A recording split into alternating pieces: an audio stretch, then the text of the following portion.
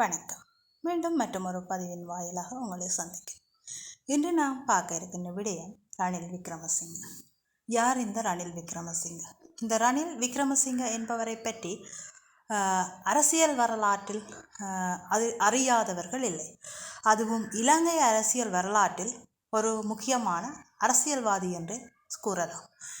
ஏனெனில் இவர் நீண்ட காலமாக அரசியலில் இருப்பவர். இவர் பிரதம மந்திரியாக, பாராளுமன்ற உறுப்பினராக, எதிர்க்கட்சி தலைவராக பல்வேறு காலகட்டங்களில் இலங்கை அரசியல் வரலாற்றில் இருந்திருக்கின்றார். ஆனால் இன்று நாம் பேச இருக்கின்ற விடயம் ரணில் விக்ரமசிங்க அண்மையில் ஒரு சர்ச்சைக்குரிய, அதாவது ஒரு பேட்டி நிகழ்வில் மழுப்பலான சில பதில்களை சொல்லி முழுமையான பதிலை சொல்லாமல் விட்ட தருணங்கள் பற்றி இப்பொழுது பேசப்படுகின்றது. அது என்ன விடயம்? வாருங்கள் பார்க்கலாம். ரணில் விக்ரமசிங்கவை அண்மையில் அல் ஜசீரா தொலைக்காட்சி ஒரு நேர்காணலுக்கு அழைத்திருந்தார்.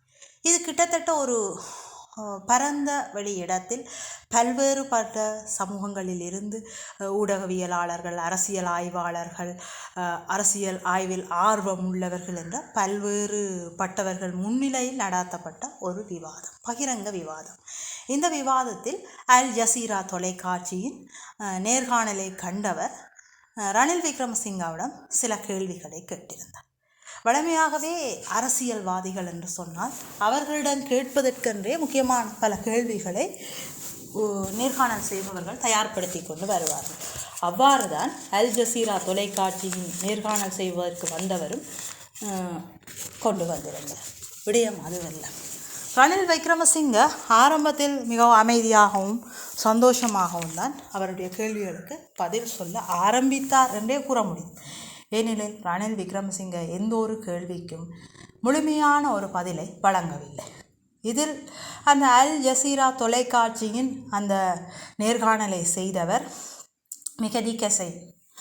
இவர்தான் இந்த நேர்காணலை ரணில் விக்ரமசிங்காவிடம் அவர் நிறைவான ஒரு தயார்படுத்தலுடனே வந்திருந்தார். ஏனெனில் ரணில் விக்ரமசிங்க ஒரு முக்கியமான காலகட்டத்தில் இலங்கை அரசியலில் பேசப்பட்டார்.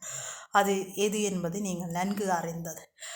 இலங்கையில் ராஜபக்ஷகளின் ஆட்சி நடைபெற்று கொண்டிருந்த காலகட்டத்தில் மக்களால் இந்த பொருளாதார வரிச்சுமைகள், பொருளாதார சுமையை தாங்க முடியாத ஒரு கட்டத்தில் பெரும்பான்மை உள்ள ஒரு அரசை வீட்டுக்கு அனுப்புவதற்காக மக்கள் பல்வேறுபட்ட ஆர்ப்பாட்டங்கள், அதுவும் முக்கியமாக கொழும்பு, காலி, இலங்கையினுடைய பெரும்பான்மையின மக்கள் பலர் இணைந்து அறகலிய போராட்டத்தை ஏற்பாடு செய்திருந்தார்.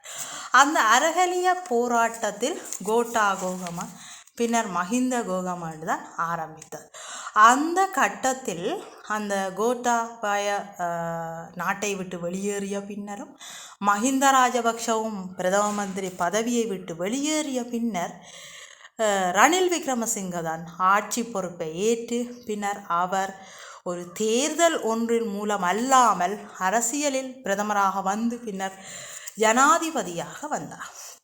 இது அனைவரும் அறிந்தது. இங்கு கேட்கப்பட்ட கேள்வி என்ன எனில், நீங்கள் ஜனாதிபதியாக வந்த பொழுது ஏன் இந்த ஊழல்வாதிகள், இந்த ராஜபக்ஷ குடும்பங்களை நீங்கள் ஏன் காப்பாற்றினீர்கள்? அந்த ராஜபக்ஷ குடும்பங்கள் மீது, ராஜபக்ஷக்கள் மீது நீங்கள் ஏன் எந்த ஒரு சட்ட நடவடிக்கையும் எடுக்கவில்லை? இதுதான் அவரிடம் கேட்கப்பட்ட கேள்வி. இதற்கும் ரணில் விக்ரமசிங்க ஒரு மழுப்பலான பதிலையே கூறினார். ஆனால் நேர்காணல் செய்தவர் மீண்டும் அதனை இலகுவாக்கி அந்த கேள்வியை கேட்டிருந்தார். அப்பொழுது அவர் கூறினார், சட்டமா அதிபர் என்பவர் அரசு சார்ந்தவர், கட்சி சார்ந்தவர் அல்ல. ஆகவே இவர்கள் சட்டத்தின் முன் நிறுத்தப்பட்டு விசாரணைகள் மேற்கொள்ளப்படும். அந்த நேரத்திலும் அவர்கள் மேல் விசாரணைகள் மேற்கொள்வதற்கு நாம் எண்ணியிருந்தோம். ஆனால் நான் ஒரு பொருளாதார நெருக்கடியான இக்கட்டான சூழ்நிலையிலேயே இலங்கை அரசியல் வரலாற்றில் அந்த ஆட்சிக்கு வந்திருந்தேன். அப்பொழுது எனக்கு இந்த விடயங்களை தாண்டி பொருளாதார ரீதியில் நாட்டை வலுப்படுத்த வேண்டிய தேவை எனக்கு இருந்தது. அதனால் நான் ராஜபக்ஷவை பற்றி நான் பெரிதாக கவனிக்கவில்லை என்று ரணில் விக்ரமசிங்க ஒரு மழுப்பலான பதிலையே கூறியிருந்தார். இது தவிர இறுதிக்கட்ட யுத்தம் சம்பந்தமாகவும் ரணில் விக்ரமசிங்கவுடன் கேட்கப்பட்டது. அதை தாண்டி பல விடயங்கள் பேசப்பட்டது. அதில் முக்கியமாக ரணிலிடம் கேட்கப்பட்ட கேள்வி, நீங்கள் ராஜபக்ஷ குடும்பங்களை காப்பாற்றினீர்கள், ராஜபக்ஷர்களுக்கு உறுதுணையாக இருந்திருக்கிறீர்கள். இன்னொன்று, இந்த ஈஸ்டர் குண்டுவெடிப்பு தாக்குதல் நடைபெறுகின்ற பொழுது ரணில் விக்ரமசிங்க தான் இலங்கை அரசியலில் பிரதம மந்திரியாக இருந்தார். அப்படியானால் அந்த ஈஸ்டர் குண்டு தாக்குதல் நிகழ்வை முழுமையான விசாரணைக்கு நீங்கள் ஏன் உட்படுத்தவில்லை, அது பற்றிய முழுமையான அறிக்கைகள் ஏன் பொதுவெளியில் வெளியிடப்படவில்லை போன்ற பல்வேறுபட்ட கேள்விகள் அரசியல் புலத்தில் சரி மக்கள் மத்தியில் இன்று வரை சந்தேகமாக இருக்கின்றது. அப்பொழுது ரணில் விக்ரமசிங்க அதற்கும் ஒரு மழுப்பலான பதிலையே கூறிவிட்டு அவர் கூறினார், இந்த கத்தோலிக்க ஆயர் மல்கம் ரஞ்சித் ஆண்டகையினுடைய கருத்து, அவர் கூறும் கருத்துக்களை வைத்து நாம் ஈஸ்டர் கொண்டு தாக்குதலை பற்றி பேச முடியாது. அவர் ஒரு பக்கச்சார்பானவராகவும் இனம் சார்ந்து பேசுவராகவும் இருக்கின்றார் என ரணில் விக்ரமசிங்க அந்த கருத்தை வேறு விதமாக கூறுகின்றார்.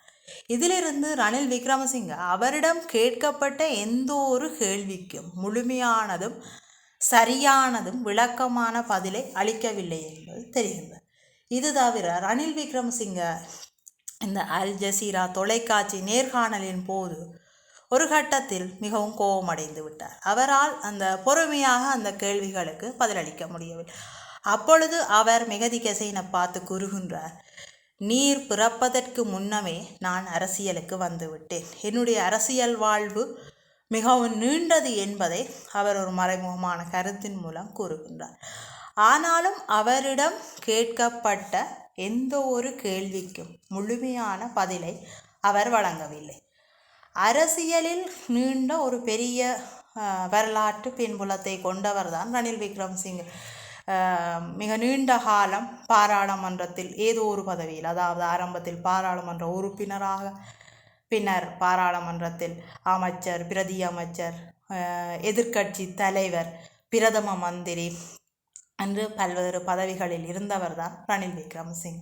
அதைவிட சர்வதேச அரசியலில் பல்வேறு அரசியல் தலைவர்களுடன் சந்திப்புகளை மேற்கொண்டவர், மாநாடுகளில் கலந்து கொண்டவர், இலங்கை அரசியல் வரலாற்றில் ஒரு தேர்தல் ஒன்றின் மூலம் அல்லாமல் ஒரு பிரதம மந்திரியாகவும் பொறுப்பேற்று பின்னர் ஜனாதிபதியாகவும் பொறுப்பேற்றார்.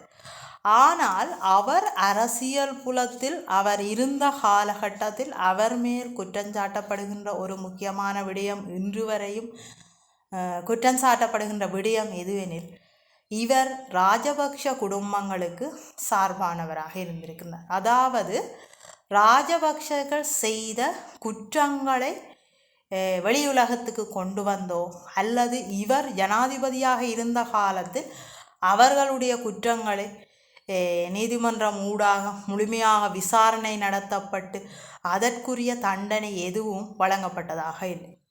இதில் பட்டியல்படுத்தப்பட்டே கேட்கப்பட்டது. ராஜபக்ஷ குடும்பத்தில் கோட்டபாய ராஜபக்ஷ, நாமல் ராஜபக்ஷ, மஹிந்த ராஜபக்ஷ, அதுவும் முக்கியமாக மஹிந்த ராஜபக்ஷ, கோட்டபாய ராஜபக்ஷ என்பவர்களை ஒரு காலத்தில் ரணில் விக்ரமசிங்க இந்த சட்ட சிக்கல்களில் இருந்து காப்பாற்றி இருக்கின்றார். எப்பொழுதென்றால் அவர்கள் அந்த இறுதியாக ஆட்சி அதிகாரங்களை விட்டு அவர்கள் செல்லும் பொழுது ரணில் விக்ரமசிங்க தான் அவர்களுக்கு மறைமுகமாகவும் நேரடியாகவும் பல்வேறு வகைகளில் காப்பாற்றி இருக்கின்றார் என்பது தட்டு தெளிவான ஒரு விடயம். இங்கு ஒரு விடயம் பார்க்கப்படுகின்றது, ரணில் விக்ரமசிங்க எந்த ஒரு சந்தர்ப்பத்திலும் நான் நேர்மையாக நடந்திருக்கின்றேன், நான் சரியாக நடந்திருக்கின்றேன், நான் பொருளாதார நெருக்கடியான ஒரு காலகட்டத்தில் தான் நான் ஆட்சியை பொறுப்பேற்றேன், அப்போ என்னுடைய வேலை பொருளாதார